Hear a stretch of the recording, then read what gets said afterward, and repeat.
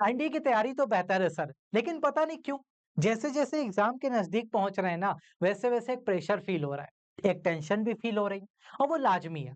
क्योंकि हमारे आसपास की सराउंडिंग है या हमारे खुद में ही हम सोशल मीडिया पे हैं, गूगल पे हैं, कहीं प्रैक्टिस कर रहे हैं, यार ये क्वेश्चन आ गया, ये टॉपिक तो मैंने पढ़ा ही नहीं। इससे क्वेश्चन 2012 में आया था, 2016 में आया था, अब आ सकता है, मैंने तो पढ़ा ही नहीं। ये सारे प्रेशर आते ही हैं, ऑब्वियस सी बात है। लेकिन इन्हीं सारी दिक्कतों की वजह से आप कहीं न कहीं अपनी जो बेहतरीन तैयारी है ना, उसे लास्ट मोमेंट पर खराब कर लेते हैं और फिर वो एग्ज़ाम पर इफ़ेक्ट डालती हैं और आप कहीं न कहीं अपने जो तैयारी से तैयार थे कि भाई एग्ज़ाम तो इस बार क्वालीफाई होगा, वो चीज़ आपसे नहीं हो पाती। तो मैं सलील सर वेदा अकेडमी पर आप सभी का स्वागत करता हूं, जहां पर मैं आपके ये सारे डाउट्स, ये सारे प्रेशर रिलीज कराने वाला हूं और आपको बताने वाला हूं कि कैसे आप एक बेहतरीन स्ट्रेटजी फॉलो करके ये बचे हुए 45 डेज आसानी से निकालें और अपनी तैयारी में कोई भी दिक्कत ना आने दें और अपने एग्जाम को आसानी से क्वालिफाई करें। तो चलिए वीडियो की करते हैं शुरुआत और आज के रोड मैप में क्या-क्या है आपके लिए खास। तो सबसे पहले बच्चों यहाँ पर देखिए, मैं आपको इधर-उधर की कोई बात नहीं बताऊँगा। मेन पॉइंटर्स पर बात करेंगे। सब्जेक्ट वाइज़ क्या स्ट्रैटेजी होनी चाहिए, उस पर एक वीडियो अलग आएगी आपकी। वो सारे सब्जेक्ट के टीचर्स आपको बता देंगे, एक-एक वीडियो आपको मिल जाएगा। लेकिन एक कम्युनिटी फॉर्म क्या स्ट्रैटेजी अपनानी है, क्या करना है इन दिनों में, क्या नहीं करना है, वो सारी दिक्कतें जो आपको अभी फ़ील हो रही हैं, उसका सॉल्यूशन आज के इस वीडियो में है। सबसे पहले, यहाँ पर सबसे बड़ी चीज़ जो बच्चों के पास आती है, लास्ट के 45-50 दिन बचे। सबसे बड़ी दिक्कत आती है कि सर कई लोगों का तो अभी सिलेबस ही नहीं कंप्लीट हुआ है। तो क्या इन बचे हुए दिनों में अब मैं सिलेबस कंप्लीट करने पर फोकस करूं या फिर जितना मैंने पढ़ा है, जितना भी 70% 80% जो भी मैंने सिलेबस पढ़ लिया है, उसको रिवाइज करके उसकी प्रैक्टिस करना स्टार्ट करूं। तो दोनों में बड़ा कंफ्यूजन रहता है बच्चों को। देखो मैं आपको सीधी सी एक बात बताता हूं बच्चा, कि अगर आपकी तैयारी है और आपने लगभग 80% के अराउंड सिलेबस कवर कर लिया है, ठीक है, 70 टू 80% सिलेबस कवर कर लिया है, तो फुल सिलेबस कवर करने के चक्कर में मत पड़िए, मत पड़िए।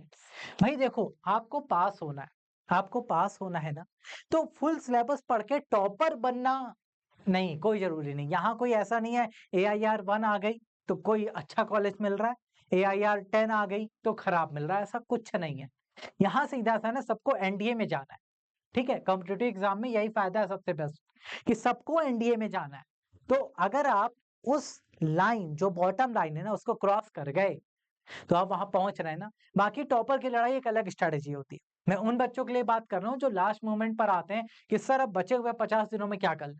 जो स्टार्टिंग से लगे हैं उनकी तैयारी तो बेहतर है। मैं उनके लिए बात कर रहा हूँ जो लास्ट के 50-60 दिनों में भी एनडीए क्वालीफाई हो सकता है, अगर आप अच्छे से तैयारी को कर जाएँ, ठीक है? सिलेबस की बात करें तो अगर आपने अभी तक 70-80% सिलेबस कर लिया है, तो उसको 100% कवर करने के चक्कर में मत पड़िए। नहीं तो ये 20-25 दिन आप खराब करेंगे और सिलेबस कवर करने का सबसे बड़ा ड्रॉबैक है कि आपको रिवीजन का टाइम नहीं मिलेगा, जिसकी वजह से ना ही जो आपने पुराना पढ़ा था वो याद रहेगा और ना ही जो अभी रिसेंट में पढ़ रहे हो उसकी तैयारी और प्रैक्टिस हो पाएगी। तो सबसे अच्छा तरीका क्या है? जो भी आपने पढ़ा है उसको रिवाइज़ करिए। जितने भी चैप्टर्स आपको आते हैं, देखो मैं आपको सीधा-सा बता रहा हूँ, सब्जेक्ट वाइज़ आपको इम्पोर्टेंट चैप्टर्स की लिस्ट मिल जाएगी। सब कुछ टेलीग्राम पर अवेलेबल है, आप वहाँ से डाउनलोड कर लेना। लेकिन जो भी पढ़ा है उसको रिवीजन करो, एग्ज़ाम ओरिएंटेड टॉपिक्स पर ज़्यादा फोकस करो और उन्हीं के क्वेश्चंस को प्रैक्टिस ज़्यादा से ज़्यादा करो। अब भाई मेरे पास मान लो 25 चैप्टर है मैथ में, मान लेते हैं। तो वो 25 चैप्टर में से मुझे पता है, मैंने 10-15 सालों के एग्जाम का एनालिसिस किया है कि सिर्फ और सिर्फ 25 में से 16-17 चैप्टर हैं जिनसे क्वेश्चन मैक्सिमम आते हैं। 100% जरूरी है या मैक्सिमम जरूरी है, बताओ? 100% विदाउट एक्यूरेसी ये आपके लिए इंपॉर्टेंट है या 70 टू 60 टू 70 या 80% मान लो, इतने परसेंट क्वेश्चन आपको करने जो कि फुल एक्यूरेसी से हैं? तो फुल एक्यूरेसी की तरफ जाओ ना। क्यों विदाउट एक्यूरेसी 100 के चक्कर में भाग रहे हो? मत करो ऐसा, ठीक है? तो भाई आपके पास जितना भी आपके चैप्टर्स हो चुके हैं उन्हें रिवीजन करना स्टार्ट कर दीजिए। चाहे वो मैथ्स में हो, चाहे वो आपका जीएटी सेक्शन हो, दोनों में ही सेम फॉलो करना है आपको कि भैया रिवीजन करेंगे, ज़्यादा से ज़्यादा जो भी पढ़ा है उसको रिवाइज़ करिए और उन्हीं टॉपिक के एग्ज़ाम ओरिएंटेड टॉपिक के प्रैक्टिस करना स्टार्ट करिए। सभी सब्जेक्ट का आपको मैंने पहले भी बोला कि भाई वीडियो मिल जाएगा, उस वीडियो में सारे टीचर बता देंगे कि कौन-कौन से चैप्टर का क्या रेशियो रहता है। तो बस हाईएस्ट रेशियो वाले चैप्टर्स को घोल के दिमाग में बैठा लो, पी जाओ एकदम अच्छे से, ठीक है? तो पहली स्ट्रेटजी क्या है? फुल सिलेबस करने के पीछे मत भागिए, जो भी आपको तैयार है उसका रिवीजन अच्छे से करिए, प्रैक्टिस क्वेश्चन करिए उसी से रिलेटेड। सेकंड सेकंड पार्ट आपके पास आता है subject wise timing. Subject wise timing जरूर बनाइए। भाई 45 से 50 दिन का समय बचा है। अब पता चला यहाँ पे कई बच्चे जो गलती करते हैं वो सुनिए। यहाँ पे आपके पास पहला पार्ट आता है मैथ, फिर आता है आपका जीएटी।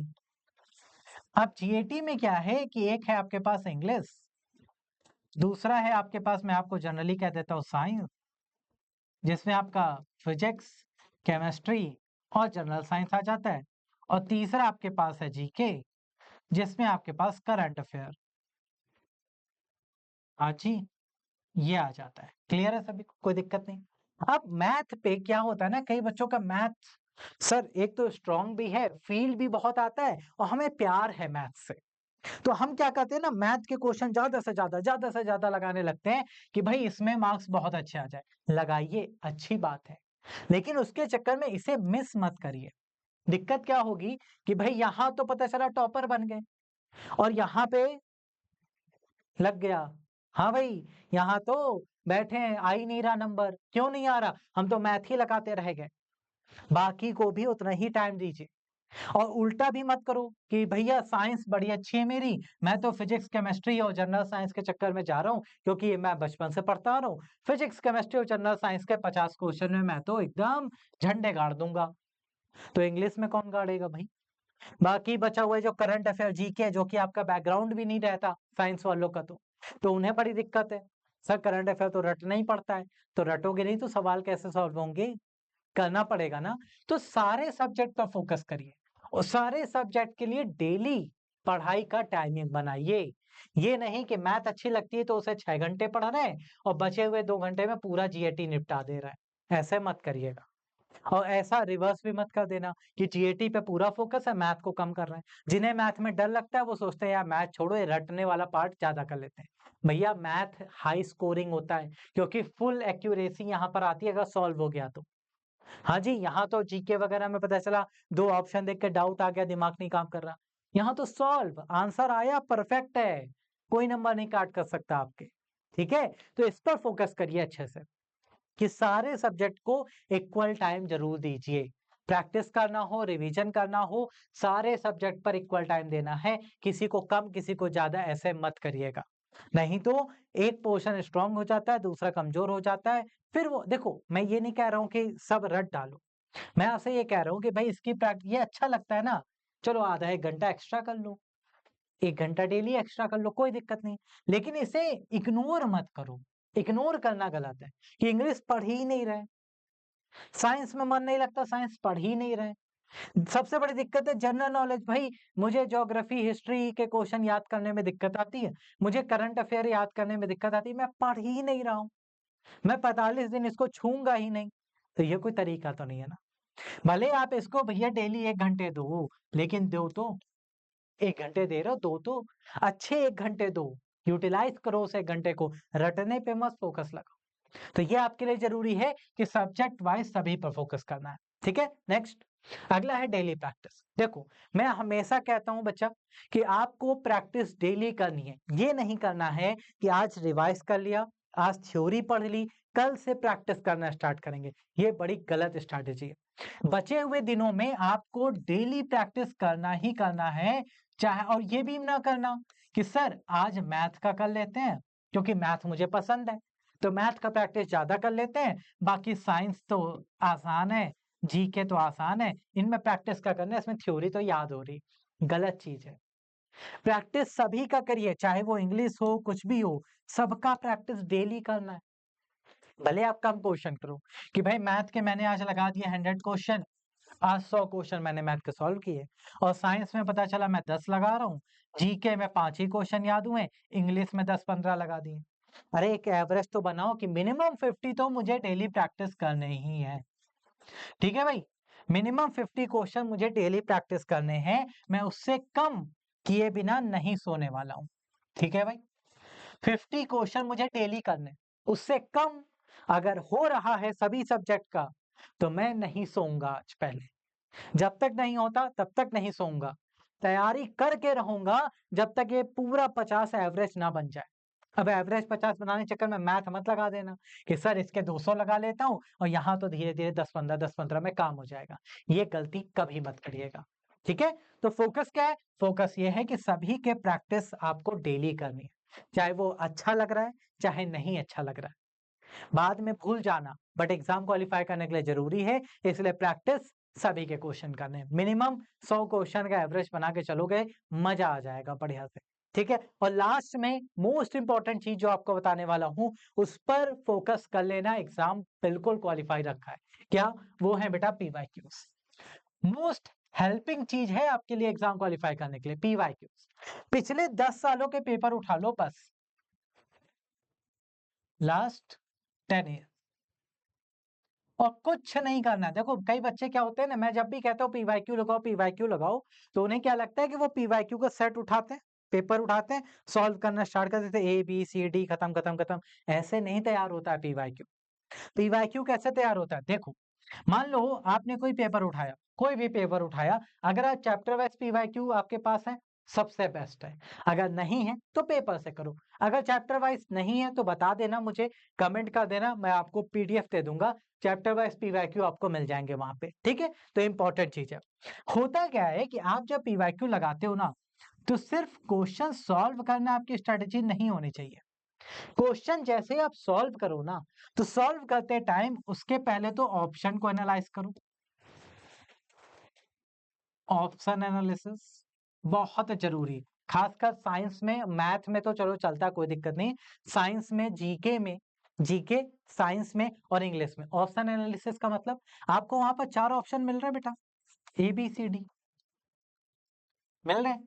अब ये एबीसीडी में जो सही है वो तो आपने टिक कर दिया, लेकिन जो गलत है वो किन टॉपिक से रिलेटेड है। अगर ये वाली स्ट्रेटेजी अपना ली ना, मतलब 4 ऑप्शन का मतलब 4 क्वेश्चन तैयार हो जाए आपके, तो समझो पीवाईक्यू लगाना आपके लिए सार्थक है। कि ये जो 4 ऑप्शन है, इन 4 में से बी वाला तो सही है जो कि इसी क्वेश्चन का आंसर है, बट बाकी के 3 किस क्वेश्चन के आंसर बन सकते हैं। ये स्ट्रेटेजी अपना ली तो बस एक क्वेश्चन सॉल्व करने का मतलब 4 क्वेश्चन तैयार हो रहे हैं, समझे। तो एक साइंस का पोर्शन लगाया तो 50 का 4 गुना मतलब 200 क्वेश्चन तैयार कर गए एक पेपर में। ऐसे ही मैथ, ऐसे ही इंग्लिश, ऐसे ही जीके, ये स्ट्रेटेजी अपनाइए। साथ में ये जरूर देखिए कि जो क्वेश्चन आ रहा है वो किस टॉपिक से आ रहा है, ठीक है। पीवाईक्यू में ये जरूर चेक करिए। मैं आपको दे दूंगा इंपॉर्टेंट चैप्टर, सारे टीचर दे देंगे अपने अपने सब्जेक्ट के, कि भैया इनसे ज्यादा क्वेश्चन आते हैं, क्या वो टॉपिक आपकी तैयारी में है या नहीं, ये जरूर चेक करिए।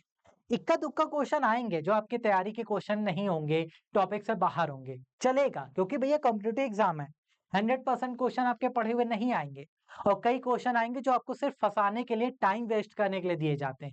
एग्जाम में प्रॉपर स्ट्रेटेजी होती है कि देखता हूं कि बच्चा ईगो में आता है या दिमाग यूज करता है। होता क्या है कि कई बच्चों की मैथ अच्छी होती है, क्या करते हैं, मैथ का सवाल सॉल्व करते हैं, पहले मैथ पहले सॉल्व कर रहे हैं। अब दिक्कत क्या है, एक क्वेश्चन में फंस गए, लेकिन ईगो जाग गया कि ऐसा कैसे, मैंने तो बहुत मैथ प्रैक्टिस कर रखी है, मैं भला गलत कैसे हूं, अब मैं इसको सॉल्व किए बिना आगे नहीं जाऊंगा। वहीं तुम फंस गए। वो एग्जामिनर चाहता ही नहीं था कि तुम ये क्वेश्चन सॉल्व करो, वो आपके ईगो को चेक कर रहा है, और आप क्या कर गए, उसी में फंस गए। भैया ईगो मत सेटिस्फाई कराना एग्जाम में कभी। नहीं आ रहा है, स्किप मारो, आगे पढ़ो, आसान आसान वाले सारे लगा डालो, फिर घूम के आओ जो टफ टफ वाले हैं उन पे दिमाग लगाओ। पता चला एक टफ सॉल्व करने के चक्कर में सॉल्व तो कर ले गए, लेकिन टाइम लगा दिया भैया 40 मिनट। एक क्वेश्चन को सिर्फ आपके ईगो के चक्कर में सॉल्व करने में 40 मिनट लग गए। अब बाकी के आसान क्वेश्चन है आपको आते हैं, बट दिक्कत क्या है, टाइम नहीं बचा। ये समस्या सबसे बड़ी है, इसलिए प्लीज जरूर फोकस करिएगा, ईगो में मत आना। क्वेश्चन के टॉपिक देखो, क्या वो टॉपिक आपकी तैयारी में है? अगर है तो अच्छी बात है, अगर नहीं है और उस टॉपिक के क्वेश्चन हर पेपर में आ रहे हैं, तो वो टॉपिक फटाक से तैयार कर डालो। ये होता है पीवाईक्यू लगाने का तरीका। ये नहीं होता है कि क्वेश्चन देखा हाँ ABCD ऐसे नहीं होता। पीवाईक्यू ऐसे तैयार किए जाते हैं और अगर ऐसे तैयार कर लिया तो समझो आपकी तैयारी एकदम बेस्ट है। कई बार रिपीटेड क्वेश्चन आएंगे, एक ही टॉपिक से दसियों क्वेश्चन आ जाते हैं। आप पेपर उठा के तो देखो, हर बार उसी टॉपिक से क्वेश्चन मिलेगा। तो करना क्या है, पीवाईक्यू ऐसे सॉल्व करने। लास्ट 10 ईयर के उठाइए, चारों ऑप्शन को एनालाइज करना सीखिए और साथ में क्वेश्चन के टॉपिक पहचानना सीखिए। क्वेश्चन देखते ही याद आ जा रहे ये तो इस टॉपिक से मैंने तो पढ़ा है। जिस दिन ये होने लगा ना पीवाईक्यू में, प्रैक्टिस में, तो फील आ जाएगा आपको। तो उस दिन समझ जाना आपकी तैयारी एकदम बेहतर है। ठीक है? तो ये कुछ बेसिक चीजें जो मैंने आज आपको बताई, इन पर फोकस करिए। यही 4 पॉइंटर्स हैं जो आपके लिए इंपॉर्टेंट हैं और इन पर फोकस रहते हुए आप अगर बाकी के बचे हुए दिनों में तैयारी कर लेते हैं, तो समझिए आपका एग्जाम क्वालिफाई रखा है। बस इससे इधर-उधर नहीं भटकना है, टेंशन नहीं लेनी, प्रेशर में नहीं आना। और साथ में वेदा अकेडमी डेली आपके लिए लाइव क्लासेस लेकर आ रहा है। आप सबको पता है कि लाइव क्लासेस आपकी डेली हो रही हैं। शेड्यूल अगर आपके पास नहीं है, तो आप स्क्रीनशॉट ले सकते हैं या फिर टेलीग्राम ज्वाइन कर सकते हैं। टेलीग्राम पर आप अपने डाउट्स सब्जेक्ट वाइज टीचर से डायरेक्ट डिस्कस कर सकते हैं। इसके अलावा आप अपने जो क्विजेस हैं, पीडीएफ नोट्स हैं, सब कुछ वहां से पा सकते हैं। कोई भी रिक्वायरमेंट है सब्जेक्ट, किसी भी सब्जेक्ट में, तो आप डायरेक्ट अपने टीचर से वहां पर फॉलो अप ले सकते हैं, डाउट क्लियर कर सकते हैं, सब कुछ कर सकते हैं। तो टेलीग्राम से नहीं जुड़े हो तो ज्वाइन कर लेना, लिंक वीडियो के डिस्क्रिप्शन में है। टाइम टेबल आपके सामने है, डेली लाइव क्लास हो रही है, एक भी क्लास आप गलती से मिस मत करिएगा। टेलीग्राम चैनल आपका ये है, सामने आप देख सकते हैं, स्कैन करके भी आप डायरेक्ट ज्वाइन कर सकते हैं, अदरवाइज लिंक डिस्क्रिप्शन में डायरेक्टली ज्वाइन कर सकते हैं। ठीक है, ये थी स्ट्रैटेजी। अब आपके लिए हम एक वीडियो और बनाएंगे जहां पर सभी सब्जेक्ट टीचर अपने अपने सब्जेक्ट के इंपॉर्टेंट चैप्टर्स और उनसे पिछले कुछ सालों में कितने नंबर ऑफ क्वेश्चंस आए हैं, कैसे उन चैप्टर्स के क्वेश्चंस होते हैं, वो सारी चीजें आपको सब्जेक्ट वाइज मिल जाएंगी। तो इसके लिए वेदा एकेडमी के यूट्यूब चैनल को सब्सक्राइब कर लें, बेल आइकन प्रेस कर लें, जिससे कि आपको जितनी भी वीडियोस आएंगी उनका नोटिफिकेशन टाइमली मिल जाएगा। और लाइव क्लासेस में एग्जाम ओरिएंटेड क्वेश्चन की प्रैक्टिस हो रही है, टॉपिक्स का रिवीजन हो रहा है, तो उन्हें ज्वाइन करना मत भूलिएगा। आज के लिए इतना ही रखते हैं, मिलते हैं एक और नई वीडियो में आपके लिए कुछ नया लेकर। अगर आपको कुछ भी पूछना है, डाउट है, तो आप हमें कमेंट करके भी यहाँ पर बता सकते हैं। Thank you so much. जय हिंद।